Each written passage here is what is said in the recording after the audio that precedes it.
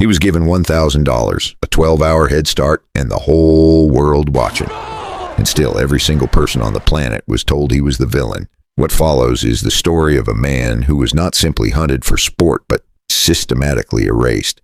His words replaced, his image weaponized, his family used as bait, all in the name of entertainment. The story unfolds in a near future where the United States is effectively governed not by elected officials, but by a media corporation simply known as the Network. Cities are starkly divided between the impoverished and the privileged, and the vast majority of people are unable to afford even basic health care. The world Edgar Wright constructs here is not a distant fantasy. It is recognizable, familiar even. A distorted mirror of the present turned up several uncomfortable degrees. The story begins in Co-op City, a cramped, struggling community where the average person lives paycheck to paycheck, where apartment walls are thin and options thinner. In this environment, we meet Ben Richards, played with sinewy intensity by Glenn Powell, a blue-collar man whose defining quality is not physical strength, though he has plenty of that, but rather something far more dangerous in a world built on compliance, a refusal to keep his mouth shut. Ben keeps getting fired from jobs over what others characterize as anger issues. How's she feeling? His wife Sheila is working double shifts at a dive bar to make ends meet. Their apartment is not a home so much as a survival arrangement. Small, cluttered with the evidence of a life fought for rather than lived.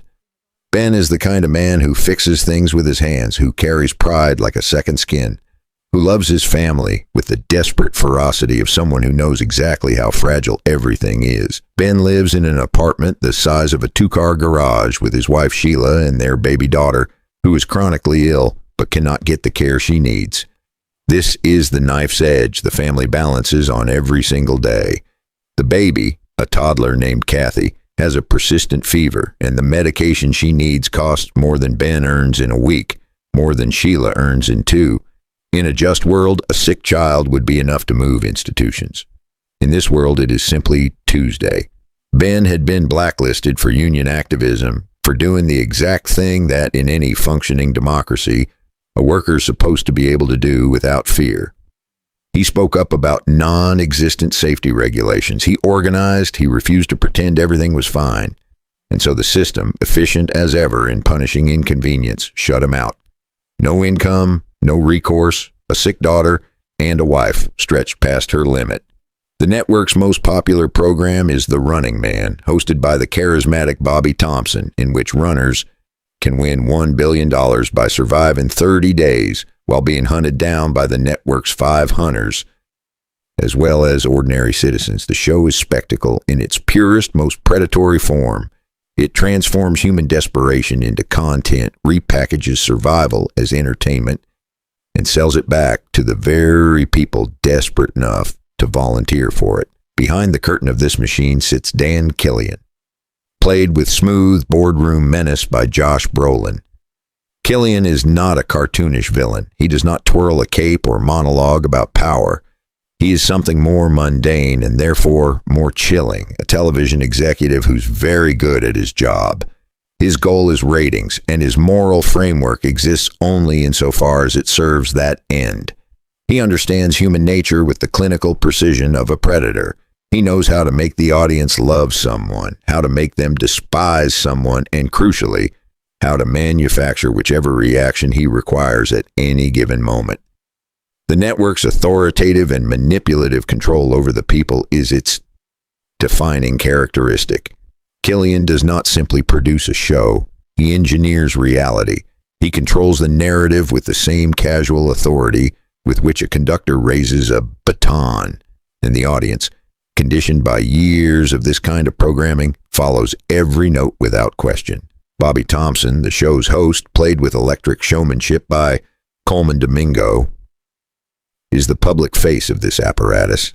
He is performance personified by warm, quick-witted, irresistible on camera. He is also, beneath the charm, complicit. He keeps the machine running by keeping it watchable. And then there is Evan McCone, the hunter's enigmatic leader, rendered by Lee Pace as something between an executioner and a ghost.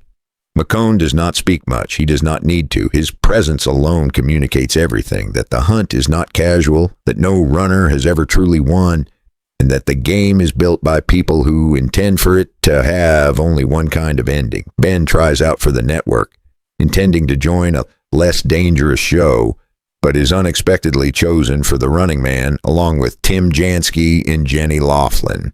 This is not the plan. Ben arrived at auditions the way a drowning man grabs at anything, not with strategy, but with the blind reflex of someone who has run out of other options. He wanted something manageable, something survivable.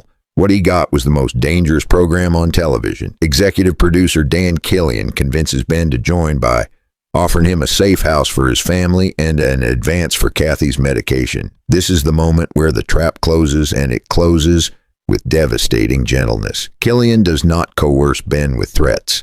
He does something far more effective. He offers a father exactly what he needs to save his child. The medication, the safe house, security. The implicit message is that if Ben refuses, his daughter remains sick, his family remains exposed, and everything he has been fighting for dissolves. Ben accepts. And the countdown begins. The landscape Ben is dropped into is populated with figures who, each in their own way, represent a different relationship to the world the network has built. Given $1,000 and a 12-hour head start, runners are required to film themselves every day or else forfeit their earnings but still be hunted. The rules of the Running Man are designed to ensure the audience always gets content, even from runners who have given up on winning. Ben, however, is not the given up kind. Along the way, Ben encounters Molly Jernigan, a man who provides Ben with disguises during the early phase of the run. Molly exists in that gray moral space occupied by many ordinary people in authoritarian environments. Not a hero, not a villain, simply someone trying to navigate a world whose rules he did not write. In Boston, anti-network activist Bradley Throckmorton shelters Ben at his home, attempting to expose the network's propaganda and deceit. Bradley is young, earnest, and possessed of a live streamer's instinctive faith in the power of truth. Episode 30, Real Rules of... If it can only reach enough people. He represents the underground resistance, small, fragmented, but present. He is the movement's nervous system, and Ben, however reluctantly, becomes its face.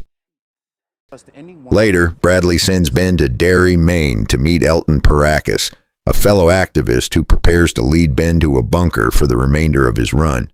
Elton, played by Michael Cera with an oddball, jittery energy, is a true believer, a man who has built his entire life around resistance and who lives in prepared defiance. He has booby traps, he has plans, he has a bunker, and he has, at significant personal risk, chosen to trust Ben. The hunt does not stay abstract for long. As the hunt begins, Ben acquires disguises and travels to New York City. Checking into a hotel in disguise, Ben watches the live feed of hunters killing Tim.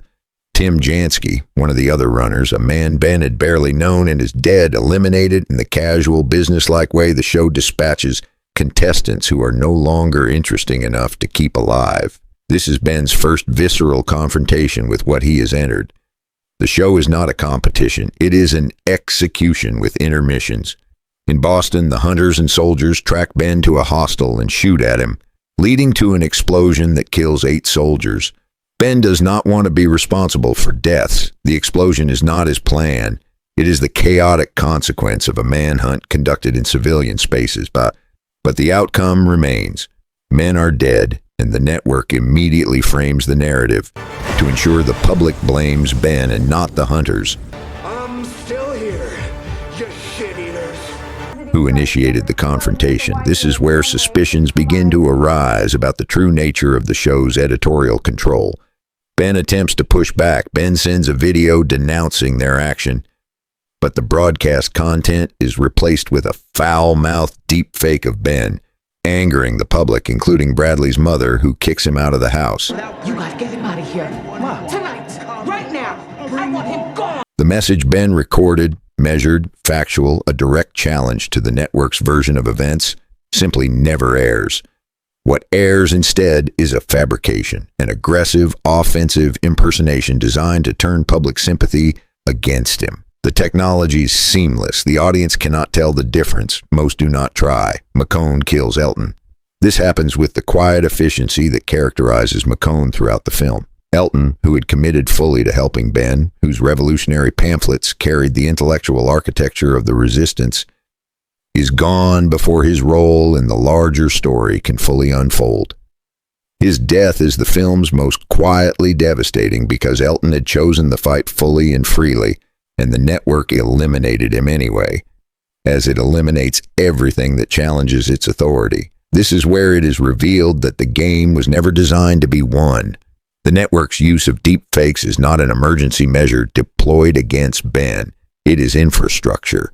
It is standard operating procedure. The technology exists not to respond to runners, but to manage them to ensure that whatever happens on the ground, the story that reaches viewers is the story the network wants told. Ben is not the first runner to try to speak truth to an audience of millions. He is simply the most recent person to discover that the channel was never truly open. Ben's survival has earned the support of the poor and working class, because the poor and working class recognize something in him that the network's carefully curated image cannot entirely suppress. They see a man who was blacklisted for organizing, who entered the show to save his daughter, who refuses to perform contrition he does not feel. Ben is not a symbol he chose to become. The audience made him one because they needed him to be. This is where it is finally revealed that Evan McCone, the faceless, masked embodiment of the hunter, was himself once a runner. McCone reveals himself as a former runner who took Killian's deal after nearly winning the first season. He came closer than anyone, to completing 30 days. And in that final stretch, Killian offered him the same deal he would eventually offer Ben. Stop running, join us, become the hunter instead of the hunted. McCone accepted. Whether out of exhaustion, pragmatism, or a faith that proximity to power might allow him to change it from within, he crossed the line. He became the instrument of the very machine that had hunted him, and has been so ever since. This revelation recontextualizes every scene McCone has appeared in, every runner he eliminated, every moment of cold, professional efficiency. He is not a villain who never suffered. He is a man who survived by agreeing to make others suffer, and has been performing that agreement ever since. The mask he wears on the show is not just costuming. It is the architecture of someone who has buried the person he used to be so completely that he cannot remember which way the surface is. Before all of this, for the blacklist, the show, the drones, and the deepfakes, Ben Richards was simply a man who believed in the dignity of work and the right of workers to demand safe conditions. Ben Richards, a blue-collar worker in the slums of Co-op City, was unable to afford flu medicine for his 2-year-old daughter, Kathy, after being blacklisted for union activism.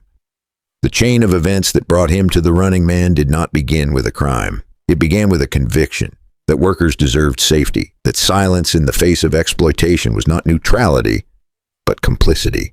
He organized. He spoke. He was punished for both.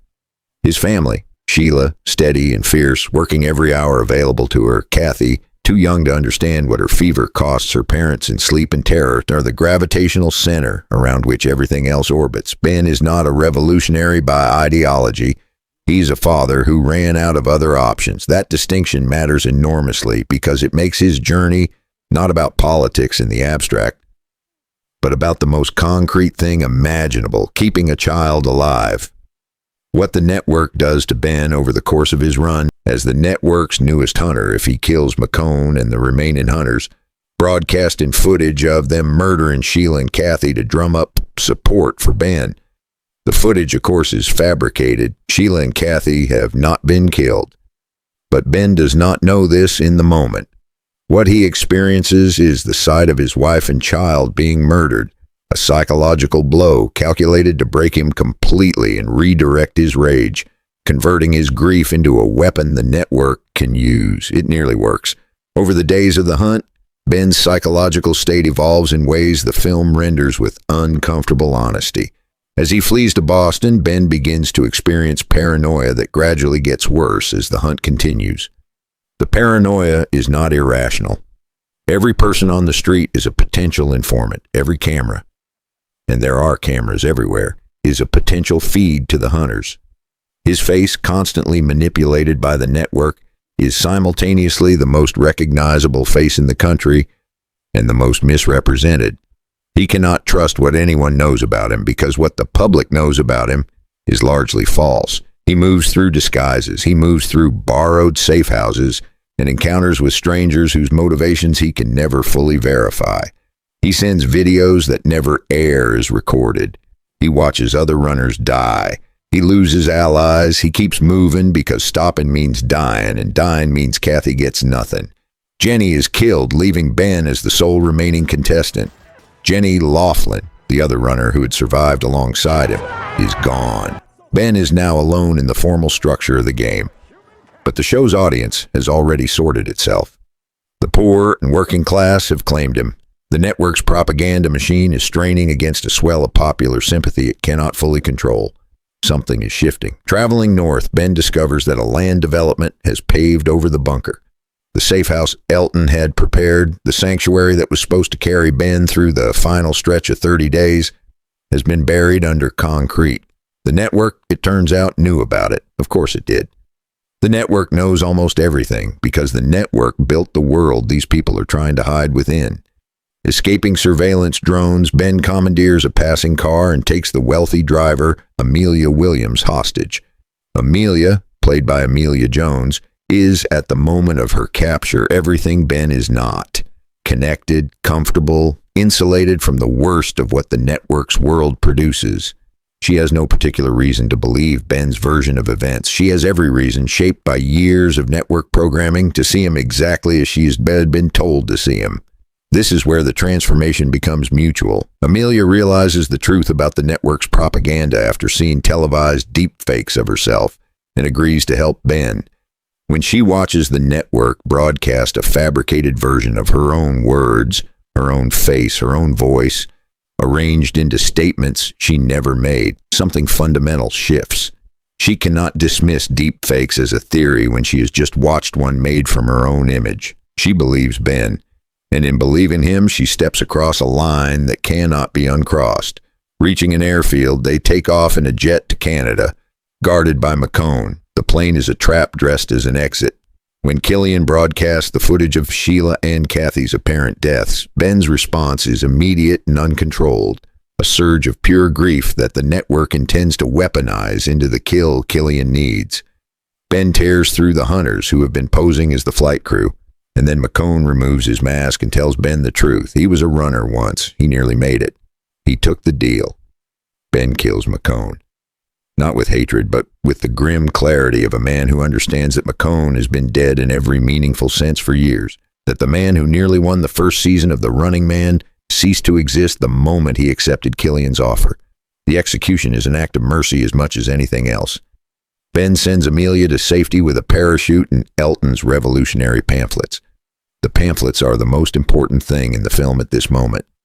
Elton's work, his intellectual framework for understanding and dismantling the network's control, is still alive. Amelia will carry it. She is connected in the ways Ben is not. She can reach people he cannot. Killian gives Ben the chance to accept his deal on live TV, but Ben instead calls out the network's authoritative and manipulative control over the people. He does not perform gratitude. He does not play along. He speaks directly to the audience, directly to the poor and working class who have been watching him survive, and tells them the truth: who owns the machine, how it works, what it is designed to do to them. The network redirects the jet to their headquarters, airing a deepfake of Ben threatening to crash into the building, and the plane is shot down. The network's final move against Ben is the same move it has used throughout. Replace him with a fabrication, use that fabrication to justify his destruction, and present the result as the natural and necessary conclusion to a dangerous man's dangerous story. But Ben survives. Ben survives due to the plane's auto-eject function. The machine, for once, worked in his favor. Sometime later, Bradley posts a video disputing the network's story, revealing that the plane's black box was recovered with an unaltered recording of Ben's conversations with Killian, inciting a rebellion against the network, the black box. The one record the network could not deepfake, could not edit, could not replace, because it recorded everything automatically without human oversight in the sealed and silent machinery of the aircraft itself. It is, In a film saturated with questions about truth and fabrication, the most physical and irrefutable object imaginable, a box that contains what actually happened, unmediated, unmanipulated, exact. Bradley broadcasts it. And the rebellion begins. Ben, who survived, has become the face of the revolution and reunites with his family, whose deaths were faked by Killian. Sheila is alive. Kathy is alive. The deaths Ben watched, that broke him open in the air above the Atlantic, were another fabrication in a film built from fabrications. His family is there, real and present, and the reunion carries the specific weight of a grief that turned out not to be true. The disorienting, overwhelming joy of people who feared the worst and discovered the worst had not in fact occurred, but nothing about what follows is clean. As the next season of The Running Man begins, Bobby senses the audience's hostility and quits, leaving Killian to host. As a riot breaks out, Ben emerges from the crowd and shoots Killian. The show remarkably attempts to continue. The institution that turned human survival into entertainment, that fabricated Ben's image and murdered Elton and manufactured the deaths of his family, it tries to run another season. Bobby Thompson, the man who hosted its most famous hunt, reads the room correctly and exits. Killian does not. Killian takes the microphone himself, as narcissists tend to do when they believe performance can still save them. And Ben Richards, the man who was given $1,000 and a 12-hour head start and told to run, walks out of the crowd and ends it. The film does not linger on the moment. It does not editorialize. The riot is already happening around them. The revolution is already in motion. Ben's final act is not the beginning of something. It is the punctuation on something that has already begun without his permission, built from his image by people who needed a symbol and found one in a father who refused to disappear. He walks back to his family in a world that is perhaps slightly less broken than it was, but a man who has survived what Ben survived, who has watched his own face used against him, who has run for 30 days while the world believed him to be someone he was not, who has lost allies and gained enemies and moved through the full experience of being hunted, does not simply return to normal. The weight of it remains quiet, permanent, bittersweet. He is free. He is also and will always be the man who ran.